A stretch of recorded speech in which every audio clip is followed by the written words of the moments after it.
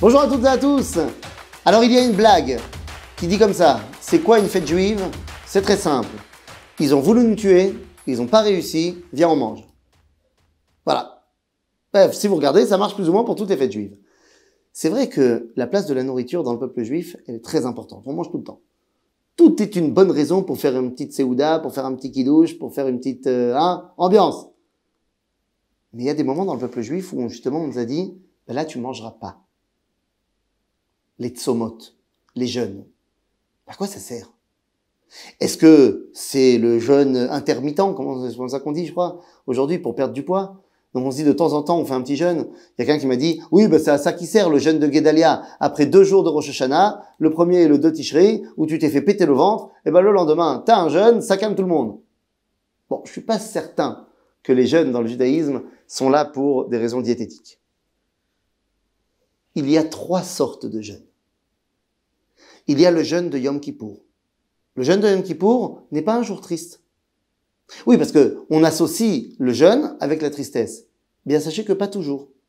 Le jeûne de Yom Kippour, enfin moi si, parce que dès que je mange pas, je suis triste, mais ça c'est personnel, ça n'a rien à voir, parce que j'aime manger, mais ça bon, vous le voyez bien. Enfin bon, quoi qu'il en soit, il y a des jeûnes qui sont pas tristes. Yom Kippour, c'est pas triste. Yom Kippour, c'est une fête. À tel point que le Talmud nous dira que lo hayu yamim tovim le Israël ketu be'av et Yom Kippourim. Les 2 jours les plus extraordinaires, les plus wouhou du peuple juif, c'est Tu B'Av, le 15 Av, et Yom Kippour. Oui, Yom Kippour, tu es pardonné de tout ce que tu as fait comme choses négatives. C'est un jour magnifique. C'est un jour d'une joie incroyable. Yom Kippour, c'est le jour où on a reçu la Torah. Les 2e Luchot, lorsque Moshe est remonté pour reprendre la Torah après la faute du Vaudor, il revient le jour de Yom Kippour. Donc Yom Kippour, c'est un jour de joie. Et pourtant, on nous dit de jeûner. Oui, parce que là, le jeûne n'est pas pour nous affliger, mais c'est pour détacher notre dépendance au corps. Ve'initem et nafshotechem. Il faut que notre corps soit mis à la malle. Pourquoi? Pour qu'on puisse ce jour-là se raccrocher uniquement avec notre neshama. Donc le jour de Yom Kippour, on mange pas, mais pas pour souffrir, pour se détacher du corps et se connecter à la neshama. Pour que, à la fin de Yom Kippour, on puisse faire la Séouda, le repas de l'après-Kippour, qui est une mitzvah, pour voir est-ce que j'ai bien réussi à me connecter avec le neshama, et maintenant je vais la mettre en pratique dans mon repas. Donc ça c'est le premier jeûne, celui de Yom Kippour, qui n'est pas du tout triste, mais qui est là pour que je ne sois plus pendant 25 heures dépendant de mon corps, mais que je puisse me rattacher à ma neshama. Ensuite il y a un autre style de jeûne, c'est ce qu'on appelle en hébreu l'ifkot al-chalav shenishpach. C'est pleurer pour du lait qui s'est renversé. C'est-à-dire prendre sur nous des coutumes de deuil et d'affliction, se mettre dans une situation de détresse. Pourquoi? Eh bien parce qu'on commémore un événement dramatique. Il s'agit des jeûnes de Guédalia, où a été assassiné Guédalia ben Achikam, qui a marqué le début de l'exil de Babylone véritable. Ensuite, il y a le jeûne du 17 Tammuz, qui marque plein de choses, entre autres la faute du Vaudor, entre autres le fait que les Romains et les Babyloniens avant eux ont fait la première brèche dans la muraille, sans rentrer dans le détail, est-ce que c'était le 9 Tammuz ou le 17 Tammuz. C'est le jour où un certain légionnaire romain a brûlé la Sefer Torah, c'est le jour où a été mis en place une statue dans le Kodesh HaKodashim, c'est le jour où on a arrêté le Korban Atamid, le sacrifice quotidien journalier au Beth Amikdash. Donc, le 17 Tammuz, il s'en est passé des choses terribles.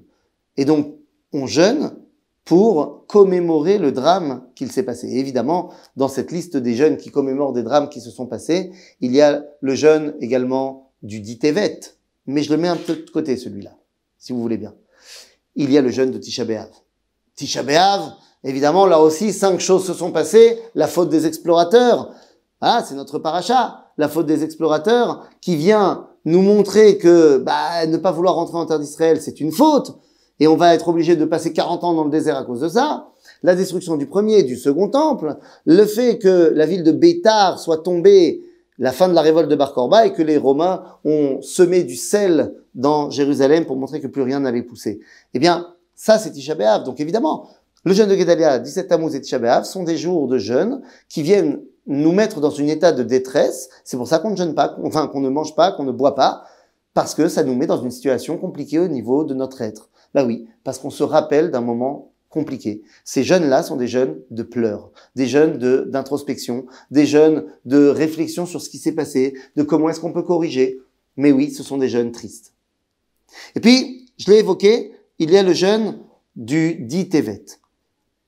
Alors le jeûne du 10 Tevet, c'est aussi quelque chose où il s'est passé quelque chose. Il y a eu, premièrement, le début du siège de Jérusalem par Nabuchodonosor à l'époque du premier temple. Il y a eu également la traduction de la Torah en grec et ça a été décrété comme étant le jour du grand Kaddish général pour toute personne qui aurait perdu quelqu'un pendant la Shoah mais qui ne sait pas quand, quel jour, eh bien il dira Kaddish le jour du 10 Tevet. Mais enfin, qu'est-ce qui s'est passé? Oui, comme le 17 Tammuz, comme Tisha B'Av, il s'est passé des choses. Mais le 10 Tevet est particulier parce qu'il s'est passé des choses, mais pas encore dramatiques.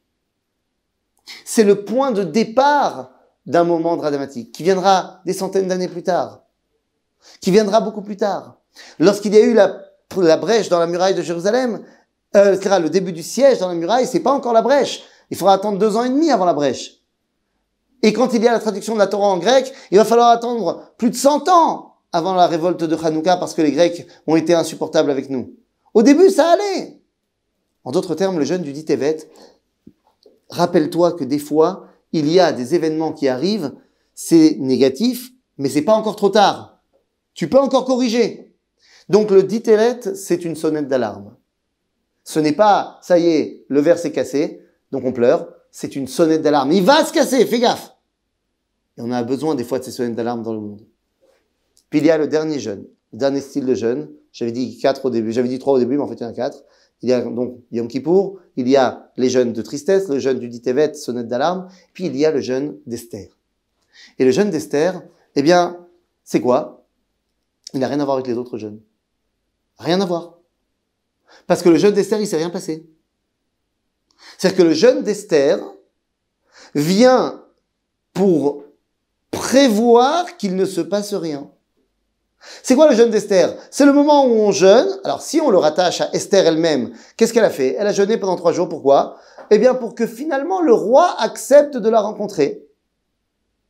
Et si on le met avec le jeûne de Mordechai et Esther le jour de la guerre, enfin la veille de la guerre contre tous nos ennemis à Shushan, c'était un jeûne pour qu'on gagne la guerre. En d'autres termes, le jeûne d'Esther, c'est un jeûne de tfila.